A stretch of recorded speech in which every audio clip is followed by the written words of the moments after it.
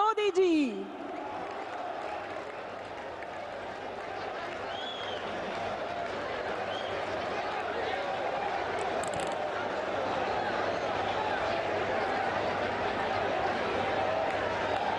भारत माता की, भारत माता की, भारत माता की। तीर्थराज पुष्कर और माता सावित्री की इस पावन भूमि पर आज मुझे आप सबके बीच आने का,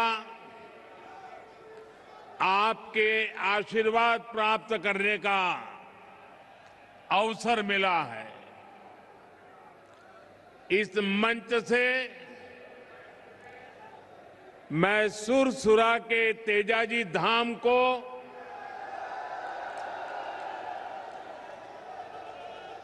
पृथ्वीराज की भूमि अजमेर को प्रणाम करता हूं। मेरे साथ बोलिए, तीर्थराज पुष्कर की, तीर्थराज पुष्कर की, वीर तेजाजी महाराज की, वीर तेजाजी महाराज की, भगवान देव नारायण की, भगवान देव नारायण की, वरुण अवतार भगवान झूलेलाल जी की, भगवान झूलेलाल जी की। मंच पर विराजमान राजस्थान के राज्यपाल हरिभाऊ बागड़े जी, राज्य के लोकप्रिय मुख्यमंत्री श्री भजनलाल शर्मा जी, पूर्व मुख्यमंत्री बहन वसुंधरा जी, केंद्रीय मंत्रिमंडल में मेरे साथी भगीरथ चौधरी जी, उप मुख्यमंत्री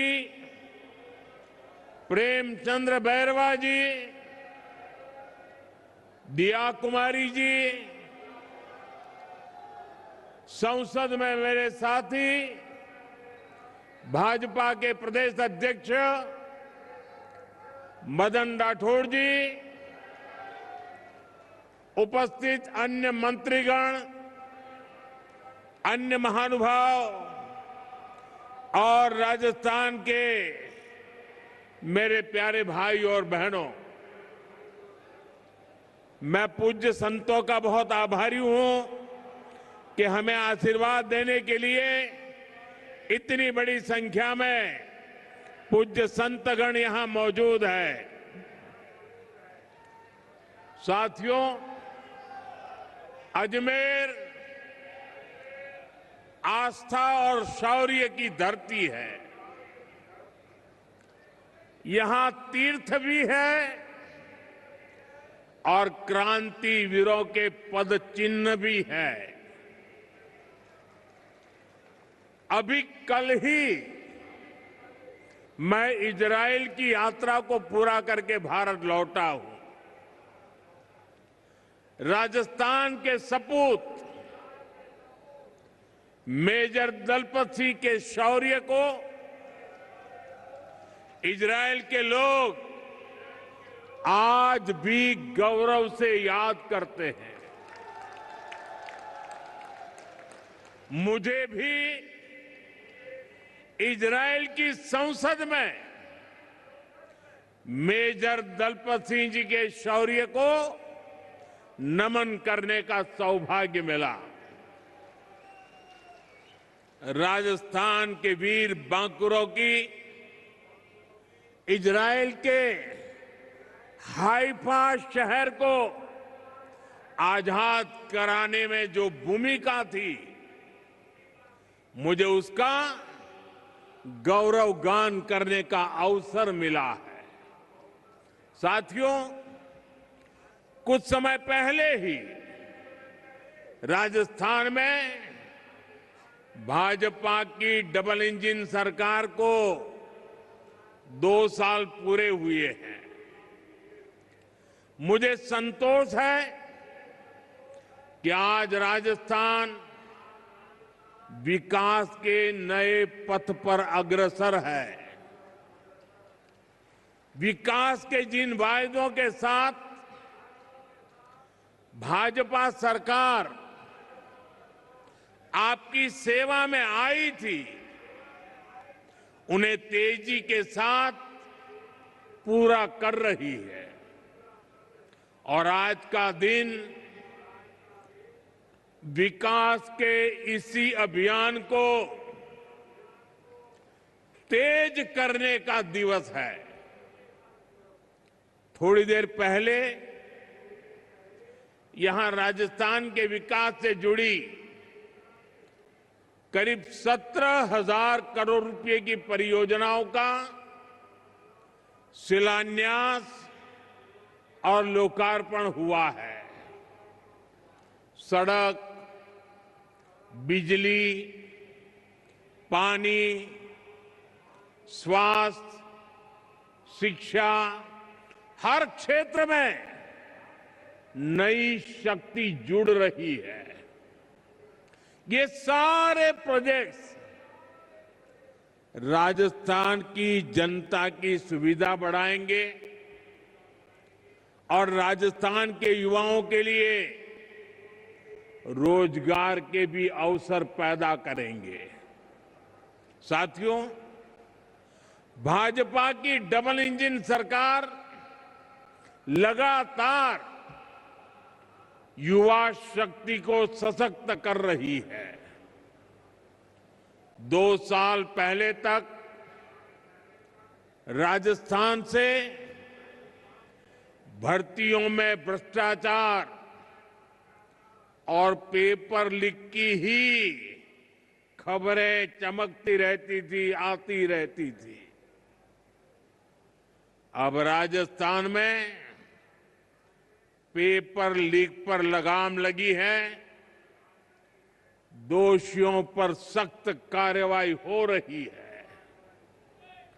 आज यहां इसी मंच से राजस्थान के 21,000 से अधिक युवाओं को नियुक्ति पत्र भी सौंपे गए हैं। ये बहुत बड़ा बदलाव आया है। मैं इस बदलाव के लिए,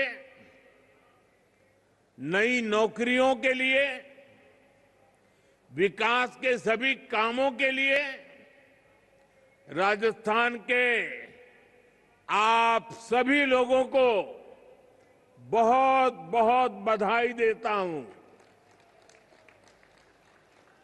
साथियों, आज वीरांगनाओं की इस धरती से मुझे देश भर की बेटियों के लिए एक अहम अभियान शुरू करने का अवसर मिला है। यहां अजमेर से HPV वैक्सीनेशन अभियान शुरू हुआ है। ये अभियान देश की नारी शक्ति को सशक्त करने की दिशा में अहम कदम है। साथियों, हम सब जानते हैं कि परिवार में जब मां बीमार होती है तो घर बिखर सा जाता है। अगर मां स्वस्थ है तो परिवार हर संकट का सामना करने में सक्षम रहता है। इसी भाव से भाजपा सरकार ने महिलाओं को संबल देने वाली अनेक योजनाएं चलाई है। साथियों, हमने 2014 से पहले का वो दौर देखा है जिसमें शौचालय के अभाव में बहनों बेटियों को कितनी पीड़ा, कितना अपमान झेलना पड़ता था। बच्चियां स्कूल छोड़ देती थी क्योंकि वहां अलग टॉयलेट की सुविधा नहीं होती थी। गरीब बेटियां सैनिटरी पैड्स नहीं ले पाती थी। पहले जो सत्ता में रहे उनके लिए ये छोटी बातें थी, इसलिए इन समस्याओं की चर्चा तक नहीं होती थी। लेकिन हमारे लिए ये बहनों बेटियों को बीमार करने वाला, उनके अपमान से जुड़ा संवेदनशील मसला था। इसलिए हमने इनका मिशन मोड पर समाधान किया। साथियों, गर्भावस्था के दौरान कुपोषण माताओं के जीवन के लिए बहुत बड़ा खतरा होता था। हमने सुरक्षित मातृत्व के लिए योजना चलाई।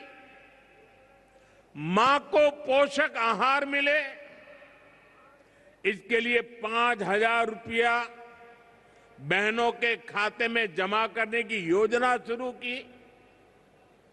मां धुएं में खांसती रहती थी, लेकिन उब तक नहीं करती थी।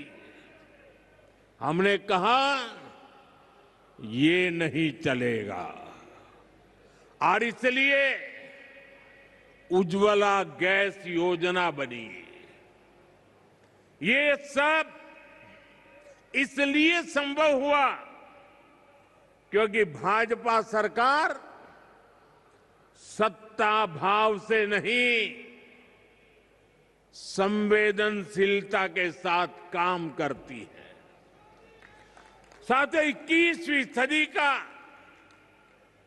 1/4 हिस्सा बीत चुका है। आज का समय राजस्थान के विकास के लिए बड़ा महत्वपूर्ण है। भाजपा की डबल इंजन सरकार राजस्थान की विरासत और विकास दोनों को साथ लेकर चल रही है। हम सब जानते हैं, अच्छी सड़क, अच्छी रेल और हवाई सुविधा सिर्फ सफर आसान नहीं करती, वो पूरे इलाके की किस्मत बदल देती है। जब गांव-गांव तक अच्छी सड़क पहुंचती है तो किसान अपनी फसल सही दाम पर बेच पाता है। व्यापारी आसानी से अपना सामान बाहर बेच पाते हैं। और हमारा अजमेर पुष्कर तो उसकी पर्यटन की ताकत कौन नहीं जानता। अच्छी कनेक्टिविटी का पर्यटन पर सबसे अच्छा असर पड़ता है। जब सफर आसान होता है तो ज्यादा लोग घूमने आते हैं। और साथियों, जब पर्यटक आते हैं तो स्वाभाविक है होटल चलते हैं, ढाबे चलते हैं, कचौड़ी और दाल बाटी ज्यादा बिकती है। यहां राजस्थान के कारीगरों का बनाया सामान बिकता है, टैक्सी चलती है, गाइड को काम मिलता है। यानी एक पर्यटक कई परिवारों की रोजी रोटी बन जाता है। इसी सोच के साथ हमारी सरकार राजस्थान में आधुनिक कनेक्टिविटी पर बहुत बल दे रही है। साथियों, जैसे जैसे राजस्थान में कनेक्टिविटी का विस्तार हो रहा है, वैसे वैसे यहां निवेश के लिए भी अवसर लगातार बढ़ते जा रहे हैं। दिल्ली मुंबई इंडस्ट्रियल कॉरिडोर के इर्द गिर्द उद्योगों के लिए एक बहुत ही शानदार इंफ्रास्ट्रक्चर बनाया जा रहा है। यानी राजस्थान को अवसरों की भूमि बनाने के लिए डबल इंजन सरकार हर संभव अनेकविध काम कर रही है। साथियों, राजस्थान की माताएं अपने बच्चों को पालने में ही राष्ट्रभक्ति का संस्कार देती है। राजस्थान की ये धरा जानती है कि देश का सम्मान क्या होता है, और इसलिए आज राजस्थान की धरा पर मैं आप लोगों से एक और बात कहने आया हूं। साथियों, हाल ही में दिल्ली में दुनिया का सबसे बड़ा एआई सम्मेलन हुआ, आर्टिफिशियल इंटेलिजेंस। इसमें दुनिया के अनेक देशों के प्रधानमंत्री, अनेक देशों के राष्ट्रपति, अनेक देशों के मंत्री उस कार्यक्रम में आए थे। दुनिया की बड़ी बड़ी कंपनियां, उन कंपनियों के कर्ता धर्ता, वो भी एक छत के नीचे इकट्ठे हुए थे। सबने भारत की खुले मन से प्रशंसा की।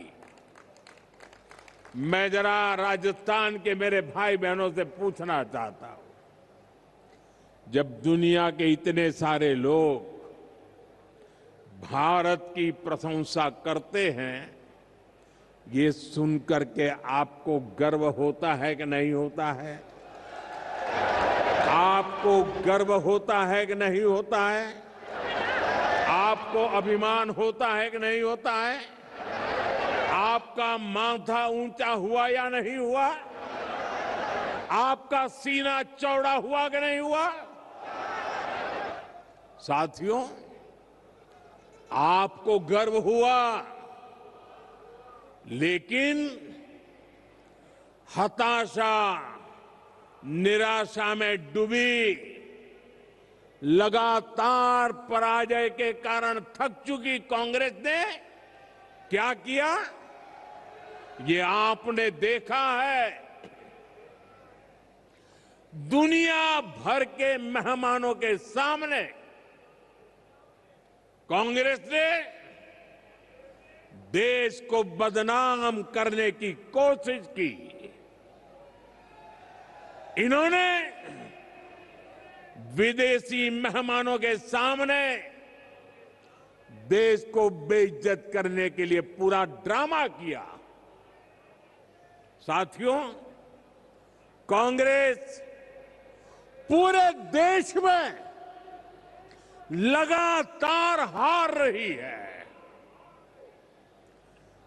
और गुस्से में वो इसका बदला वो भारत को बदनाम करके ले रही है। कभी कांग्रेस आईएनसी यानी इंडियन नेशनल कांग्रेस थी, लेकिन अब आईएनसी नहीं बची है, इंडियन नेशनल कांग्रेस नहीं बची है। आज वो आईएनसी के बजाय एमएमसी बन गई है। एमएमसी यानी मुस्लिम लीगी माओवादी कांग्रेस हो चुकी है।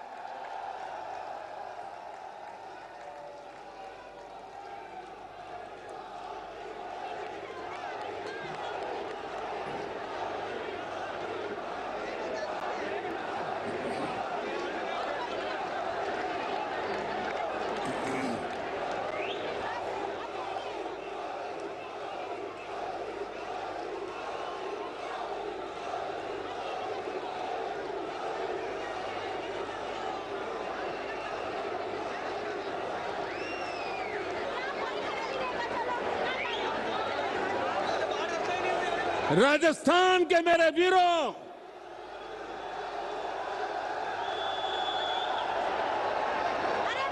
इतिहास गवाह है, मुस्लिम लीग भारत से नफरत करती थी और इसलिए मुस्लिम लीग ने देश बांट दिया। आज कांग्रेस भी वही कर रही है। माओवादी भी भारत की समृद्धि, हमारे संविधान और हमारे सफल लोकतंत्र से नफरत करते हैं। ये गात लगाकर हमला करते हैं।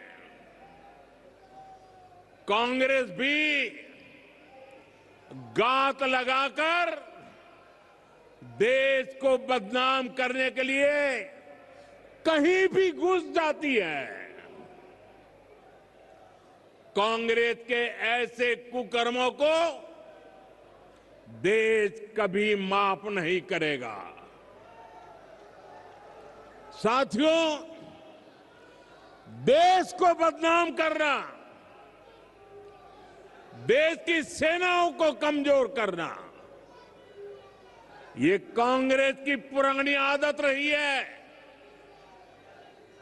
आप याद कीजिए, यही कांग्रेस है जिसने हमारी सेना के जवानों को हथियारों और वर्दी तक के लिए तरसा कर रखा था। ये वही कांग्रेस है जिसने सालों तक हमारे सैनिक परिवारों को वन रैंक वन पेंशन से वंचित रखा था। ये वही कांग्रेस है जिसके जमाने में विदेशों से होने वाले रक्षा सौदों में बड़े बड़े घोटाले होते थे। साथियों, बीते 11 वर्षों में भारत की सेना ने हर मोर्चे पर आतंकियों पर, देश के दुश्मनों पर करारा प्रहार किया। हमारी सेना हर मिशन, हर मोर्चे में विजयी रही। सर्जिकल स्ट्राइक से लेकर ऑपरेशन सिंदूर तक वीरता का लोहा मनवाया। लेकिन कांग्रेस के नेताओं ने इसमें भी दुश्मनों के झूठ को ही आगे बढ़ाया। देश के लिए जो भी शुभ है, जो भी अच्छा है, जो भी देशवासियों का भला करने वाला है, कांग्रेस उस सब का विरोध करती है। इसलिए देश आज कांग्रेस को सबक सिखा रहा है। साथियों, राजस्थान में तो आपने कांग्रेस के कुशासन को करीब से अनुभव किया है। यहां जितने दिन कांग्रेस की सरकार रही, वो भ्रष्टाचार करने और आपसी लड़ाई झगड़े में ही उलझी रही। कांग्रेस ने हमारे किसानों को भी हमेशा धोखा दिया। आप याद कीजिए, कांग्रेस ने दशकों तक सिंचाई की परियोजनाओं को कैसे लटकाए रखा। इसका राजस्थान के किसानों को बहुत अधिक नुकसान हुआ है। ईआरसीपी परियोजना को कांग्रेस की सरकारों ने केवल फाइलों और घोषणाओं में उलझा कर रखा। हमारी सरकार ने आते ही इस स्कीम को फाइलों से निकालकर धरातल पर उतारने का प्रयास किया। साथियों, हमारी सरकार ने नदियों को जोड़ने का अभियान शुरू किया है। उसका बहुत अधिक फायदा राजस्थान को मिलना तय है। संशोधित पार्वती काली सिंध चंबल लिंक परियोजना हो, यमुना राजस्थान लिंक प्रोजेक्ट हो, डबल इंजन सरकार ऐसी अनेक सिंचाई परियोजनाओं का लाभ किसानों तक पहुंचाने के लिए प्रतिबद्ध है।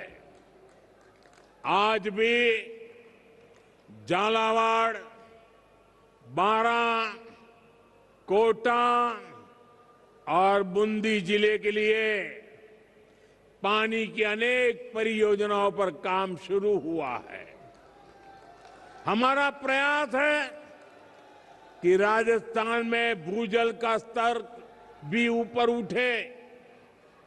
साथियों, भाजपा सरकार राजस्थान के सामर्थ्य को उसको समझते हुए योजनाएं बना रही है, उन्हें लागू कर रही है।